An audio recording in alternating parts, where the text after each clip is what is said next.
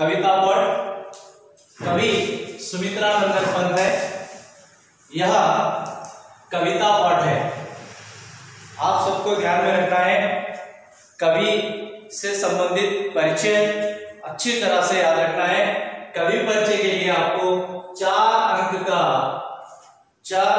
अंक का प्रश्न आएगा। आप कवि परिचय अच्छी तरह से याद रखना है। कल हम पढ़े थे पहला कविता, इसी में झम झम झम झम मेघ बरसते हैं सावन के, छम छम गिरती बूंदे तरवों से छनके, चमचम बिजली चमक रही रे उर्वे घर के, तम तम दिन के तम में सपने जगते मन के। फिर एक बार मैं आपको पुनर्विमर्श करना चाहता हूं। पहले कविता का भावार्थ इस तरह है। इस पहले कविता में कवि सुमित्रा नंदन पंत ने बताया है कि जब सावन का महीना लगता है, अर्थात वर्षा ऋतु में जब सावन का महीना लगता है तब क्या होने लगता है? मेघ बरसने लगते हैं। मेघ बरसने लगते हैं। कैसे? मेघ बरसने लगते हैं।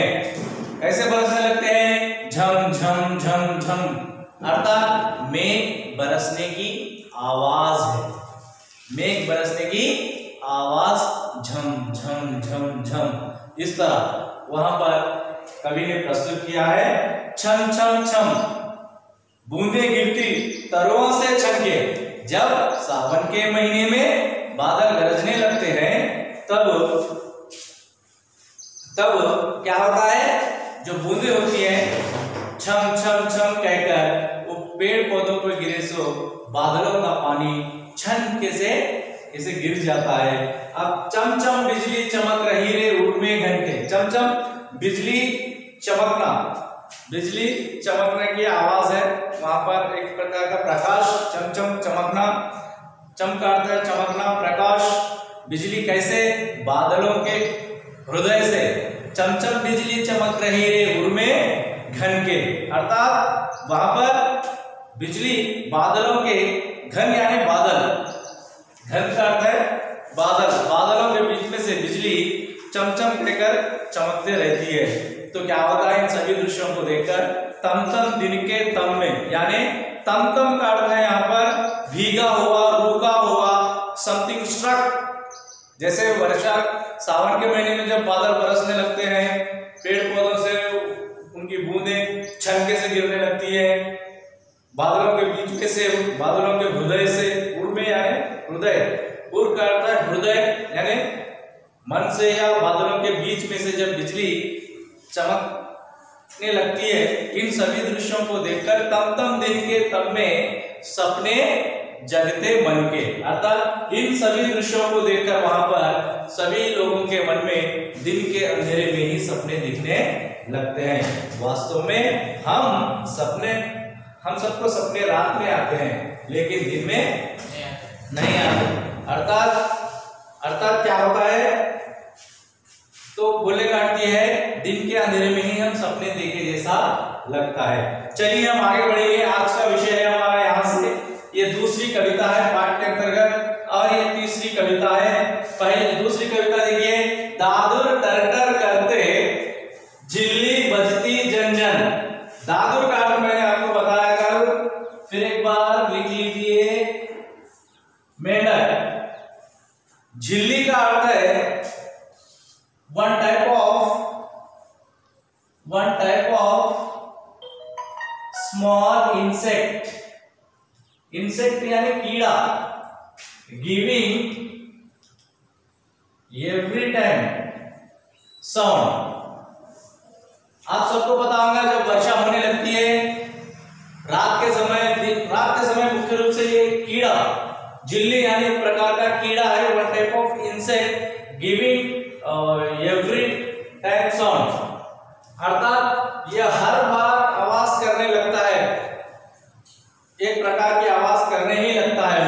वो कीड़ा जब वर्षा काल में, जब वर्षा ऋतु में सावन के महीने में जब बादल बरसने लगते हैं, तब क्या होता है, सभी तरफ पानी रुका हुआ रहता है। उस पानी में से दादुर टरटर करते, दादुर मेंढक कैसे पुकारते, टरटर करना है, मेंढक की आवाज को संबोधित किया है यहाँ पर कवि ने, दादुर टरटर करते, अर्थात दादुर टर टर टर टर टर टर टर, इस तरह लगातार वो आवाज करने लगते हैं, मेंढक की आवाज है।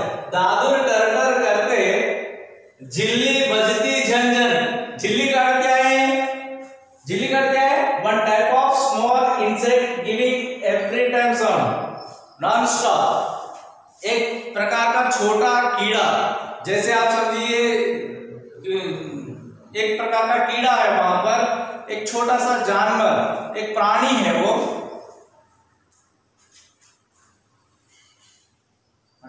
Are you able to hear my voice? So everyone, already we have instructed you to turn on your videos. Abhishek Reddy, Elagonda,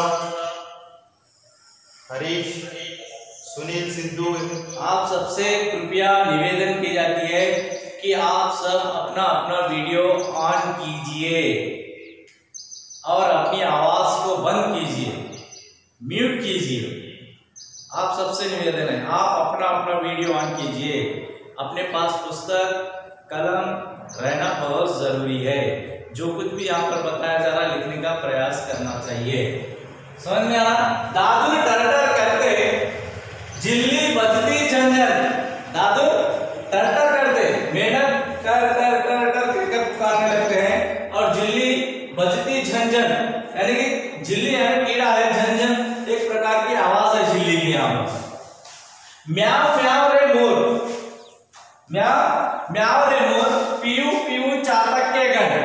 मोर का क्या है, मोर पिकॉक, पिकॉक मोर मालूम है ना, मोर यह पुल्लिंग शब्द है, इसका अगर स्त्रीलिंग शब्द बोले तो मोरनी, याद रखना है। अगर इसका स्त्रीलिंग शब्द क्या है, मोरनी, मोर मोरनी। म्याव म्याव रे मोर, मोर की आवाज है। जब वर्षा ऋतु में वर्षा होने लगती है, सावन के महीने में बादल बरसने लगते हैं, जंगलों में मोर क्या करते हैं, म्याव म्याव। यहाँ पर ऐसे संबोधित किया है कवि ने। सही अगर देखें तो मोर म्याव म्याव नहीं कहता, लेकिन मोर कहने की आवाज है। मोर पुकारते हैं, म्याव म्याव रे मोर, पीयू पीयू चातक के गण। चातक आपको बहुत जरूरी है, चातक एक पक्षी है। आपको प्रश्न आता है इसी पाठ से, चातक पक्षी की विशेषता क्या है, चातक पक्षी की विशेषता क्या है। चातक वह पक्षी है, अच्छी तरह ध्यान से सुनना है, बहुत आवश्यक प्रश्न है, हर बार पूछा जाता है इस पाठ से 4 अंक के लिए। चातक वह पक्षी है जो स्वाति नक्षत्र, स्वाति नक्षत्र एक समय है, एक पीरियड है। स्वाति नक्षत्र में काले काले बादलों से, काले काले बादलों से बरसने वाले उस पानी को पीकर अपना जीवन गुजारती है। याद रखना है, चातक पक्षी की विशेषता क्या है। चातक पक्षी वह पक्षी है जो स्वाति नक्षत्र, एक मौसम है, एक पीरियड है, उस समय बरसने वाले काले काले बादलों से बरसने वाले पानी को ही पीकर अपना जीवन गुजारती है, ना कि किसी नाले यानी कि जलाशय, नदी, सरोवर, किसी का पानी नहीं पीती हो, कोई पानी नहीं पीती, चाहे अपने प्राण भी क्यों ना चले जाए। यह स्वाति नक्षत्र क्या होता है, ये वर्ष में एक बार आता, वर्ष में एक बार ये आता, ये उस समय का बेहद इंतजार करती है वहां पर पक्षी। चातक पक्षी वर्ष में एक बार आने वाले स्वाति नक्षत्र के समय काले काले बादलों से बरसने वाले, काले काले बादलों से बरसने वाले पानी को ही पीकर अपना जीवन गुजारती है, अपनी प्यास बुझाती है, ना कि किसी नदी, नाले, जलाशय, तालाब, सरोवर, समुद्र किसी का भी पानी नहीं पीती। वर्षा काल में, वर्षा ऋतु में बहुत सारे समय वर्षा होती, लेकिन उस वर्षा का पानी भी नहीं पीती। यह चातक पक्षी स्वाति नक्षत्र में काले काले बादलों से बरसने वाले उस स्वाति बिंदु, उसी पानी के बूंदों को पीकर अपनी जीवन गुजारती है और अपनी प्यास बुझाती है। समझ में आ रहा? आगे बढ़ेंगे। चातक के गण, क्या देखिए, म्याऊं म्याऊं रे मोर, प्यू प्यू चातक के गण। गण का अर्थ क्या है? समूह। गण का अर्थ है समूह। गण का अर्थ क्या है? समूह। समूह यानी ग्रुप, वर्ग। अर्थात चातक पक्षी के गण, अर्थात चातक पक्षी के जो सभी ग्रुप समूह होता है वो पीयू पीयू कहते हैं। आपको याद रखना है, दादुर, कवि सुमित्रा नंदन पन्त ने दादुर को कैसे संबोधित किया है? दादुर की आवाज को टरटर, झिल्ली की आवाज को कैसे संबोधित किया है? झंझन। और उसी तरह मोर की आवाज को किस तरह संबोधित किया है? म्याऊं म्याऊं। उसी तरह चातक के गण यानी चातक पक्षी के वर्ग समूह के पक्षी, चातक पक्षी किस तरह आवाज करते हैं? पीयू पीयू कहकर आवाज करने लगते हैं। आगे बढ़ते हैं। सोनू बालक, उड़ते सोनू बालक, आर्द्र सुख से कर क्रंदन। देखिए, जब वर्षा ऋतु में बादल बरसने लगते हैं, वर्षा की बूंदें जब पेड़ों पर गिरती हैं, छम छम कहकर वर्षा की बूंदें जब पेड़ों पर गिरती है, उस पेड़ों पर से छनके से जो बूंदें गिर जाती है और बिजली बादलों के हृदय से यानी बादलों के बीच में से चमचम कहकर चमकने लगती है। उन सभी दृश्यों को देखकर हम सबके मन में दिन के अंधेरे में ही सपने जगने लगते हैं। जगने लगता है, जागना है ना, आना, उत्पन्न होना। अब दूसरे में दादुर टरटर करते हैं, झिल्ली झंझन बजती है, मोर म्याऊं म्याऊं करते हैं, चातक पीयू पीयू करते हैं। ऐसे समय इन सभी आवाजों से दादुर की टरटर करना, झिल्ली का झंझन कहकर आवाज करना, मोर का म्याऊं म्याऊं करना, चातक का पीयू पीयू कहना, इन सभी आवाजों से उड़ते सोनू बालक। सोनू बालक का अर्थ है छोटे बच्चे, छोटे बच्चे। उड़ते सोनू बालक, कौन से सोनू बालक? ये चातक पक्षी के, कौन से? चातक पक्षी के जो छोटे छोटे बच्चे होते हैं, उड़ते सोनू बालक आर्द्र सुख से। आर्द्र सुख क्या है? आधा सुख, आधा सुख या भीगा हुआ सुख, भीगा हुआ सुख।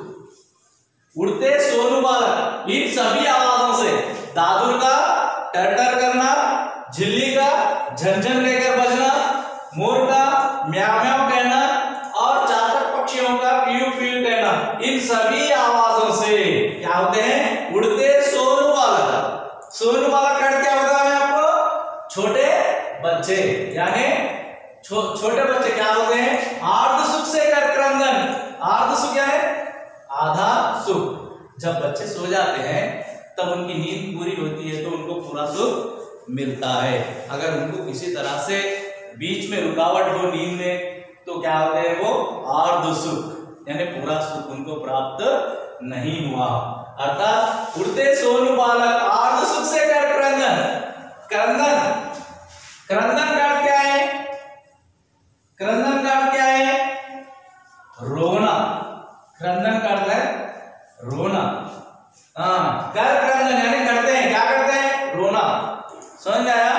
तो दादुर के टरटर करने से, झिल्ली के झंझन कहकर बजने से, मोर के म्याऊं म्याऊं कहने से, चातक का पीयू पीयू कहने से ये उड़ते सोनू बालक, ये ये छोटे बच्चे अर्थात ये चातक पक्षियों के बच्चे जो होते हैं सोते हुए रहते हैं, उस समय ये सभी आवाज करने लगते हैं। उस समय ये छोटे चातक पक्षी के बच्चे आर्ध सुख से कर अर्थात पूरा सुख उन्हें प्राप्त नहीं होता, इसलिए वहां पर रोने लगते हैं। घुमड़ घुमड़ गिर मेघ गगन में भरते गर्जन। जब वर्षा ऋतु का समय होता है, आकाश में बादल सभी तरफ छा जाते हैं। देखते देखते संसार में रोजाना सूरज निकलता है। सूरज निकले समय पूरे दुनिया में रोशनी ही रोशनी रहती है। जब वर्षा ऋतु में सावन के महीने में बादल भर जाते हैं आकाश में, तब तुरंत क्या होता है, इस संसार में अंधेरा छा जाता है। क्या हो जाता है? अंधेरा छा जाता है। उस समय कैसे होता है देखिए, घुमड़ घुमड़ गिर मेघ गगन में। मेघ क्या करते हैं? घुमड़ घुमड़, इसका अर्थ है घूमना। घुमड़ का अर्थ है घूमना, समझ में आ रहा? घुमड़ का अर्थ क्या है? घूमना। घुमड़ घुमड़ गिर मेघ, मेघ का अर्थ क्या है? मेघ का अर्थ क्या है? बादल। मेघ का अर्थ है बादल, समझ में आ रहा? घुमड़ घुमड़ गिर मेघ गगन में भरते गर्जन। गगन का अर्थ है आकाश, आकाश, अंबर, समझ में आ रहा? आसमान, आसमान भी कहते हैं हम इसी को, इस तरह। तो क्या होता है उस समय वर्षा ऋतु में, जब बादल घुमड़ घुमड़ गिर मेघ गगन में भरते गर्जन, अर्थात बादल उस समय एक तरफ से दूसरी तरफ इस तरह लगातार इधर उधर घूमने लगते हैं। घुमड़ घुमड़ घूमना, गिर मेघ गगन में, मेघ गगन में तो बादल गगन में आकाश में इधर से इधर घूमने लगते हैं। समझ में आ रहा? और क्या करते हैं? घूमते घूमते क्या करते हैं? भरते गर्जन। गर्जन का अर्थ है गर्जन, आवाज, आवाज। आप देखिए, जब वर्षा ऋतु में जब वर्षा होने लगती है या समय या तुरंत बदल जाता है, आकाश में जब बादल छा जाते हैं, आकाश में जब बादल इधर से घूमने लगते हैं, तो वह बादल आवाज करने लगते हैं। हम कहते हैं देखिए पानी जा रहा उसके ऊपर से, या ड्रम भाग रहा बोलते हैं बच्चे, आवाज गड़गड़ इस तरह आवाज आने लगती है, आवाज आने लगती है। तो वहां पर हम इस तरह वहां पर मेघ आकाश में घुमड़ घुमड़ गिर मेघ गगन में भरते गर्जन, वहां लगातार आवाज करने लगते हैं। एक बार फिर से आप देखिए दूसरा कविता पाठ के अंतर्गत, दादू तरतर करते हैं, झिल्ली जंजन कहकर बसती है, मोर म्याऊ म्याऊ कहते हैं, चातक पियो पियो कहते हैं। इन आवाजों से उड़ते सोन बालक यानी छोटे बालक, इसके चातक पक्षी के, वह आर्ध सुख से आधा सुख प्राप्त करे हुए बच्चे उसके उठकर रोने लगते हैं। और क्या होता है वर्षा ऋतु में, जब बादल बरसने लगते हैं उसी समय मेघ क्या करते हैं? इधर उधर घूमने लगते हैं और बड़ी बड़ी आवाजें करने लगते हैं।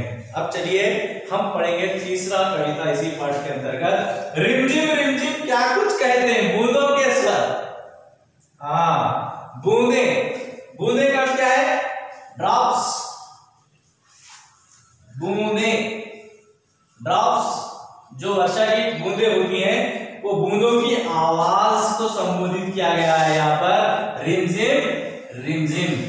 समझ में आ रहा? रिमझिम क्या कुछ कहते हैं, बूंदों के स्वर, अर्थात बूंदों के स्वर क्या कहते हैं? वर्षा होते समय रिमझिम रिमझिम। समझ में आ रहा? जब वर्षा होने लगती है उसकी आवाज आती है, इस बूंदों की, वर्षा की बूंदों की आवाज कैसे आती है? रिमझिम रिमझिम। समझ में आ रहा? रोज सिहर उठते छूते हुए भीतर अंदर। अब देखिए यहाँ पर वर्षा हो रही है, ये बादल है, आप सबको ध्यान देना है, ये आकाश में बादल छा गए हैं। अब यहाँ पर वर्षा हो रही है, ये वर्षा की बूंदे, ये बूंदे हैं सभी वर्षा की बूंदे, कैसे? रिमझिम रिमझिम कहकर बरसने लगती है। तब हम यहाँ पर खड़े हैं, समझो, तब हम यहाँ पर वर्षा होते समय खड़े हैं। तो तब क्या होता है? रिमझिम रिमझिम क्या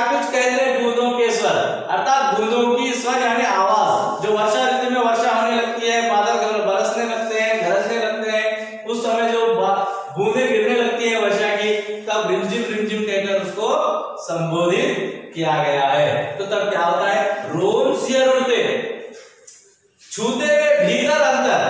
रोम अर्थात बदन, बदन पे हमारे जैसे बदन होता है ना, बदन जैसे वर्षा की बूंदें हमारे शरीर को छूते ही, टच करते ही क्या होते हैं, रोम शियर उठना।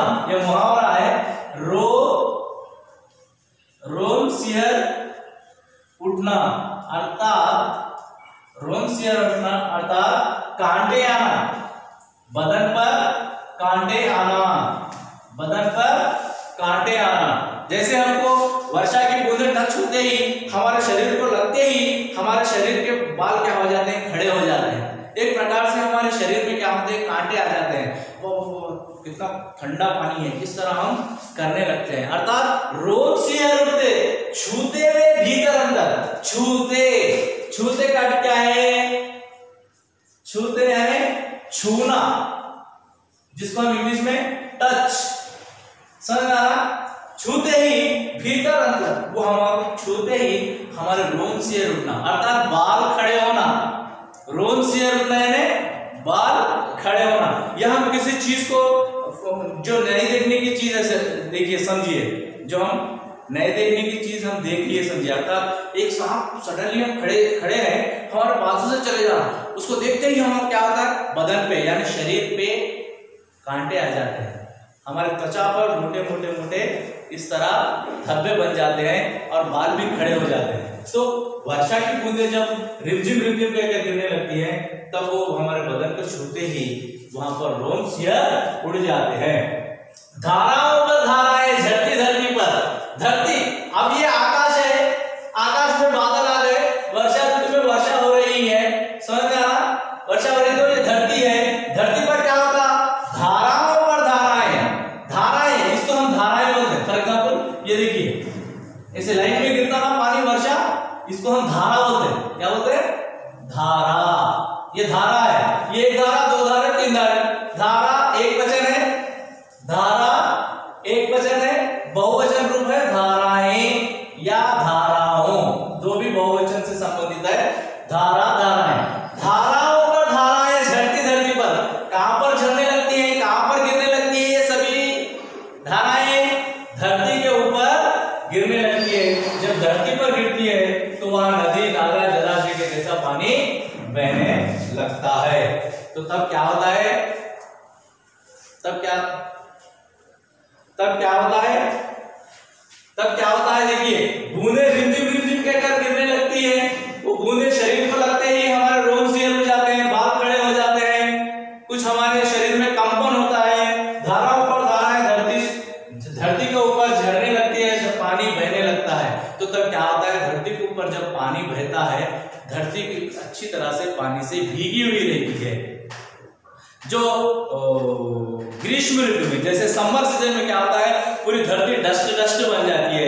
तब वर्षा ऋतु आता है, तब पानी गिरता है, तो वो डस्ट में से क्या होता है, देखिए, रज के कण कण में, रज का अर्थ है धूल, अच्छी तरह याद रखना है, रज का अर्थ है धूल, डस्ट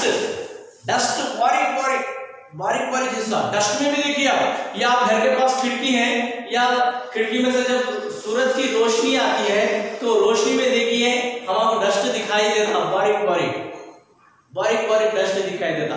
वैसी डस्ट जब धरती पर होती है, रज के कण कण में, तृण को पुलकावली पर, अर्थात रज के कण कण में यानी उस धूल के छोटे से छोटे हिस्से में, कण का अर्थ है छोटा हिस्सा, कण